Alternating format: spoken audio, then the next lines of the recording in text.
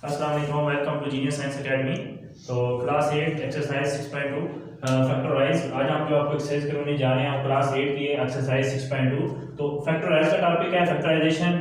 जबकि क्लास 8 का बच्चा जो होता है वो फैक्टराइजेशन 8 क्लास में आके सीखता है।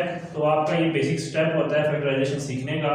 तो सबसे पहले जो इसका सिंपल पॉलिनोमियल दिया हुआ है, क्वेश्चन दिया हुआ बिल्कुल आसान सा है, सादा सा है। इनमें आपको उन्होंने 3 रकमें दी हुई, आपने इनमें से जस्ट कॉमन वैल्यू निकालनी है। कॉमन वैल्यू निकाल के आपने उसका आंसर शो कर देना है। तो आइए जरा क्वेश्चन की तरफ चलते हैं। सबसे पहले क्वेश्चन नंबर 1, 7a - 7a का क्यूब प्लस 14a की 4। तो सबसे पहले आप देखें आपके पास जो न्यूमेरिकल वैल्यू 7, 7 और 14, तो ये 7, 7 और 14 आपस में निकल सकते हैं, डिवाइड होते हैं। तो हम क्या करेंगे, 7 निकाल सकते हैं, उसके बाद a के ऊपर आ जाएंगे a की 3 और a की 4। तो हम देखेंगे जो सब वैल्यूज में मौजूद होगी वो कॉमन निकलेगी। तो सब वैल्यूज में सिर्फ a की पावर 1 है, ठीक है। तो हम क्या करेंगे, 7a कॉमन निकाल लेंगे, ये पूरा चला जाएगा 7 1 7, ये माइनस उसी तरह 7 कॉमन आ गया, एक a भी कॉमन आ गया, a की 2 बच गया प्लस, और ये 7 2 14 और a की 1 कॉमन है तो a की 4 था, a की 3 बच गया, ठीक है। तो जस्ट आपने कॉमन निकाल के इसका आंसर शो कर देना है। तो ये आपके पार्ट 1 का आंसर आ जाएगा, ठीक है। पार्ट 2 की तरफ चलते हैं। पार्ट 2 में देखें आपने वो चीज देखनी है जो सब वैल्यूज में लाई करती हो, पाई जाती हो। तो आपके पास x सब में मौजूद है, तो आप सिंपल x निकाल लें। तो जब पूरी रकम चली जाती है इसके साथ ऑटोमेटिकली 1 है plus 6y plus x common आ गया तो क्या आएगा 9z, ठीक है। तो ये आपका आंसर आ जाएगा, कॉमन वैल्यू आ जाएगी। और नेक्स्ट क्वेश्चन का इंपॉर्टेंट क्वेश्चन, इसमें देखें आप सबसे पहले न्यूमेरिकल वैल्यू 2 6 एंड 2। तो ये 2 के टेबल के ऊपर 6 भी जाता है, 2 खुद भी जाता है, 2 खुद भी जाता है। तो इसका मतलब न्यूमेरिकल वैल्यू हम 2 निकाल सकते हैं। फिर x के ऊपर जाएं, x को देखें, x की 2 और x हमने वो वैल्यू निकालनी है जो सब में लाई करती हो। तो इन दोनों में तो x की 2 है, इसमें x की 1 है, तो हम क्या निकाल सकते हैं, x की 1 निकाल सकते हैं, 2 नहीं निकाल सकते क्योंकि सब में मौजूद नहीं है। फिर हम y के ऊपर चले जाएंगे, y की 3, y की 2 और y की 3। तो क्या करेंगे, हमने वो चीज निकालनी है सब में मौजूद है, y की 2, ठीक है। तो सबसे पहले 2 आ गया, x और y की 2, ये हमने देखा कॉमन निकालना है हमने। तो 2 कॉमन आ गया, एक x आ गया, सिर्फ x बच गया। तो ये y का स्क्वायर निकला है, एक y कॉमन आ गया, 2 3 6, x सिंगल निकला है, एक x आ जाएगा, y स्क्वायर पूरा आ गया। तो जैसी बात है कॉमन चला गया। फिर 2 1 2, एक x कॉमन चला गया और y का स्क्वायर भी कॉमन चला गया, सिर्फ y बच गया, ठीक है। तो जस्ट y बच जाएगा इसमें, तो ये आपका आंसर आ जाएगा, ठीक है। तो नेक्स्ट पार्ट 4 की तरफ चलते हैं। 4 पार्ट देखें, ये बहुत आसान सा है, सिंपल सा दिया है, ना तो इसके ऊपर कोई फार्मूला इंप्लीमेंट हो रहा है, सिंपल सी लॉजिक है। देखें दोनों में कॉमन क्या है। सबसे पहले x की 2 x की 3, तो मैंने क्या बताया, क्या कॉमन निकालना है जो सब में मौजूद हो। तो x की 2 मौजूद है, इसमें भी इसमें भी। फिर y की 3 y की 2, तो y की 2 हम निकालेंगे क्योंकि इसमें y की 2 मौजूद है, इसमें मौजूद है। तो लिखेंगे x की 2 और y की 2 कॉमन निकाल लिया, x की 2 कॉमन आ गया, y की 2 आ गया, इधर जस्ट y बच गया माइनस x की 3 है और x की 2 कॉमन है, एक x बच गया और y की 2 ऑलरेडी कॉमन है, तो y माइनस x आपके पास आंसर आ जाएगा, ठीक है। तो नेक्स्ट पार्ट की तरफ चलते हैं। नेक्स्ट पार्ट हमारा जो टॉपिक है थोड़ा सा चेंज हो गया है। आपके पास 4 पॉलिनोमियल आ गए हैं, 4 कोई पार्ट आ गए हैं। तो आपने इनको क्या करना है, दो को आपस में पहले लिखना है, उनको ग्रुपिंग करनी है, फिर आपने उसको हल करना है। तो सबसे पहले आप देखें, इसमें भी a मौजूद है, इसमें भी a मौजूद है, ठीक है। इन दोनों में c मौजूद है, तो इसका मतलब है हम इन दोनों को आपस में ब्रैकेट देके हल करेंगे, प्लस ac प्लस bc, ठीक है। तो इसमें कॉमन देखें क्या है, कॉमन a दोनों में है, इसमें भी है, इसमें भी a कॉमन आ गया, a स्क्वायर था, एक a बच गया, प्लस a के कॉमन चला गया, जस्ट b बच गया, ठीक है। फिर इस पे चले जाएंगे, इनमें कॉमन क्या है, इन दोनों में c कॉमन है, तो a प्लस b बच गया। तो आपका जब तक ये वैल्यू बराबर ना आए तब तक आपका क्वेश्चन ठीक नहीं होता। तो a प्लस b इधर भी आ गया, इधर भी आ गया, जो आपका कॉमन फैक्टर है दोनों पार्ट में पाया जा रहा है। जो कॉमन फैक्टर आते हैं उसको एक दफा लिखते हैं, a प्लस b और a प्लस, ठीक है। तो ये था इसका 5वां पार्ट। तो नेक्स्ट हम पार्ट क्वेश्चन आगे करते हैं, ठीक है। नेक्स्ट पार्ट है इसके जो 6 से लेके 10 तक पार्ट है वो हम आगे करते हैं। आपका क्वेश्चन नंबर 1 है, फैक्टराइजेशन का टॉपिक है, ठीक है। तो सबसे पहले आप देखें, मैंने जो लास्ट क्वेश्चन किया था पिछले, तो वो क्या था, 4 वैल्यूज आपको दी हुई थी। तो आपने क्या करना होता है, 4 वैल्यूज में ग्रुपिंग करनी होती है। ग्रुपिंग के लिए आपको देखना पड़ता है कि आपके पास जो रकमें दी हुई हैं उनमें जो कॉमन वैल्यूज किस किस में एक जैसी मौजूद हैं वो ग्रुपिंग करते हैं, ठीक है। तो जैसे इसमें भी x मौजूद है, इसमें x मौजूद है, 3 दोनों में है तो नो इशू। फिर इसमें y है, इसमें y है, 3 दोनों में है तो नो इशू। हम क्या करेंगे, इन दोनों को आप ग्रुप कर लें, फिर -3ny माइनस प्लस -3y। ये बड़े गौर की बात है कि जब यहाँ माइनस होगा ना, जब ब्रैकेट अंडरस्कोर करेंगे तो माइनस प्लस समझना है, माइनस पे आपने देना है, ये गलती आपने नहीं करनी, ठीक है। उसके बाद देखें x 3x दोनों में कॉमन है, 3x कॉमन निकाल लिया, n-1 बचेगा, जब पूरी रकम चली जाती है 3 1 3 आ जाएगा, ठीक है। फिर माइनस इसमें देखें 3y कॉमन है, n-1 बचेगा, तो जो कॉमन आता है उसको एक दफा लिखते हैं फैक्टर ऑफ n-1 और ये 3x माइनस 3y, ये 3x माइनस 3y जो आपके पास कॉमन निकलता है वो आप अलग फैक्टर शो कर देते हैं, ठीक है। उसके बाद 7 पार्ट जो पहले 5 वालों की तरह था वो क्या था, 3 रकमों वाला था ना, तो इसमें देखें सब में कॉमन क्या है, d सब में कॉमन है, ठीक है। तो आ जाएगा a plus c plus f, just ये इतना से ये आपका आंसर आ जाएगा, ठीक है। उसके बाद नेक्स्ट आपका जो 8 और 9 पार्ट है उसकी तरफ चलते हैं। तो 8 पार्ट में देखें आपको ये 7 ये दोनों में कॉमन आ रहा है, b और c में कॉमन कुछ भी नहीं है, तो हम क्या करेंगे कि पहले दो को ग्रुप कर लेंगे, क्योंकि इनमें 7 कॉमन है, तो क्या करेंगे 7ab प्लस 7ac ब्रैकेट बंद प्लस b प्लस c, ठीक है। तो 7a कॉमन निकाल लिया, b प्लस c बच जाएगा। उसके बाद इसमें देखें कुछ भी कॉमन है निकले, आपने 1 निकालना होता है फैक्टर को शो करने के लिए, क्योंकि इन दोनों के साथ 1 मौजूद है, ठीक है।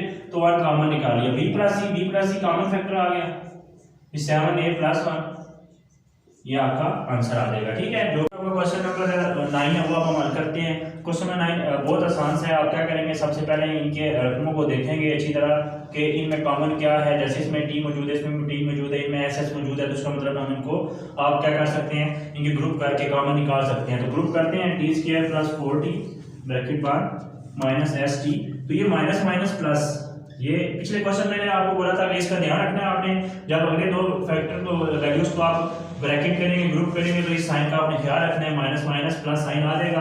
कॉमन निकालना है आपको, t कॉमन नजर आ रहा है, t प्लस 4 बचेगा, इन दोनों में कॉमन s है तो ये भी t प्लस 4 आ जाएगा, ठीक है। आपका कॉमन फैक्टर एक जैसा आ रहा है तो मतलब आपका क्वेश्चन ठीक है।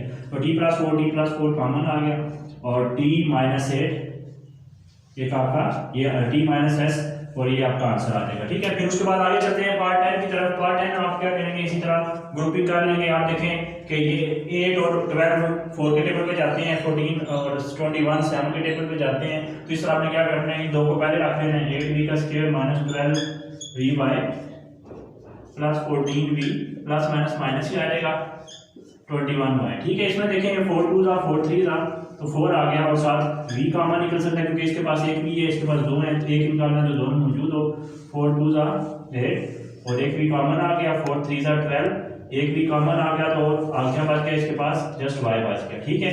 इसमें देखें 7 के टेबल पे जाता है, 7 2 14 और 7 3 21, तो 2v माइनस 3y दोनों आपके आंसर ठीक आ रहे हैं, फैक्टर ठीक आ रहे हैं 4v। एक्सरसाइज का क्वेश्चन नंबर 2 की तरफ हम चलते हैं। इसमें भी आपने क्या करना है, फैक्टराइज करना है 4x का square plus 4xy plus y का स्क्वायर, ठीक है। तो अब आपको इन क्वेश्चन में देखें, पहला जो हमने पार्ट 1 किया था उसमें तो जस्ट हमने कॉमन वैल्यू निकाली थी, इसमें देखें आपको दो स्क्वायर ऑटोमेटिकली दे रहा है, तो आपने क्या करना है, इसमें भी स्क्वायर वाला फार्मूला लगाना है, a प्लस b का whole square is equal to a का square plus 2ab plus b का स्क्वायर। तो आपने क्या करना है, आपने सबसे पहले a का स्क्वायर और b का स्क्वायर बनाना है। देखें 4 किसका होता है, 2 का स्क्वायर x का स्क्वायर और y का स्क्वायर, इसका मतलब है ये a स्क्वायर और b स्क्वायर बन गया, फिर प्लस 2 फार्मूले का a b हमारे पास स्क्वायर पे क्या बने 2x एंड y, ठीक है। तो हमने क्या करना है, फिर जैसे ये ओपन फॉर्म होती है इसकी क्लोज फॉर्म कर देंगे, इसको क्लोज कर देंगे, क्लोज करेंगे तो क्या आ जाएगा 2x प्लस y का होल स्क्वायर यानी a और b होल स्क्वायर आ जाएगा, ठीक है। होल स्क्वायर का मतलब इसको अलजेब्रिक एक्सप्रेशन में दोबारा खोलेंगे तो आ जाएगा 2x plus y 2x plus y, तो ये आपका आंसर आ जाएगा। उसके बाद नेक्स्ट पार्ट की तरफ चलते हैं। नेक्स्ट पार्ट में देखें आपको माइनस नजर आ रहा है, ठीक है। तो माइनस किस फार्मूले में होता है, a माइनस b का होल स्क्वायर के अंदर, a माइनस b का होल स्क्वायर बराबर होता है a का square minus 2ab plus b का स्क्वायर। तो आप क्या करेंगे, सबसे पहले a का स्क्वायर यानी b का स्क्वायर और 16 किसका होता है बेटे 4 का और क्यू का, तो आ जाएगा 4 क्यू का स्क्वायर, तो यहाँ पे a का स्क्वायर प्लस b का स्क्वायर, a का स्क्वायर प्लस b का स्क्वायर, फिर माइनस 2 a की वैल्यू p का स्क्वायर और b की वैल्यू 4q, ठीक है। तो हम क्या करेंगे, फिर इसको बता देंगे कि आपका जो माइनस वाला फार्मूला है माइनस 2ab के मुताबिक a स्क्वायर b स्क्वायर आपके बंद कर देते हैं, तो लिखेंगे p का स्क्वायर माइनस 4q का होल स्क्वायर, तो लिख देंगे b का स्क्वायर माइनस 4q, p का स्क्वायर माइनस 4q, दो दफा स्क्वायर का मतलब इसको आपने दो दफा इस एक्सप्रेशन को खोल देना है। तो आइए नेक्स्ट पार्ट की तरफ चलते हैं।